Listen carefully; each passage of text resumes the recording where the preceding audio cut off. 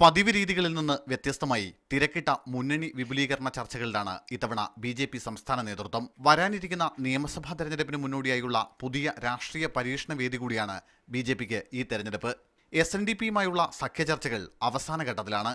ഇതിനൊപ്പം വി.എസ്.ഡി.പി, ധീവരസഭ, പുലയ മഹാസഭ തുടങ്ങിയ ജാതി സംഘടനകളുമായും അണിയറയിൽ ചർച്ച തുടരുന്നുണ്ട്. എൻ.എസ്.എസ്. സംസ്ഥാന നേതൃത്വം ബി.ജെ.പിയുമായി കൂട്ടുകൂടാനില്ലെന്ന് പ്രഖ്യാപിച്ച സാഹചര്യത്തിൽ പ്രാദേശിക തലത്തിലെങ്കിലും ഇവരുമായി സഖ്യമുണ്ടാക്കാനും ബി.ജെ.പി. ശ്രമം നടത്തുന്നുണ്ട്. ഇതിന്റെ ഭാഗമായി എൻ.എസ്.എസിന്റെ പ്രാദേശിക നേതാക്കളെയോ അല്ലെങ്കിൽ എൻ.എസ്.എസ്. നേതൃത്വത്തിന് അഭിമതരായവരെയോ ഇവരുടെ സ്വാധീന കേന്ദ്രങ്ങളിൽ സ്ഥാനാർത്ഥിയാക്കാനാണ് ബി.ജെ.പിയുടെ തീരുമാനം. മധ്യ കേരളത്തിൽ പി.സി. തോമസിനെ മുൻനിർത്തി ചില ക്രിസ്ത്യൻ വിഭാഗങ്ങളെ ഒപ്പം നിർത്താനും ബി.ജെ.പി. ശ്രമം ആരംഭിച്ചു കഴിഞ്ഞു. കഴിഞ്ഞ ദിവസം എറണാകുളത്ത് ചേർന്ന ബി.ജെ.പി. ആർ.എസ്.എസ്. ഏകോപന സമിതി യോഗം ഈ തീരുമാനങ്ങൾക്ക് പച്ചക്കൊടി കാട്ടിക്കഴിഞ്ഞു. ഓരോ തദ്ദേശ വാർഡുകളിലും സ്ഥാനാർത്ഥിയായി പരിഗണിക്കാൻ കഴിയുന്ന 5 പേരുടെ പട്ടിക നൽകാൻ പ്രാദേശിക ഘടകങ്ങൾക്ക് നേതൃത്വം നിർദ്ദേശം നൽകിയിട്ടുണ്ട്.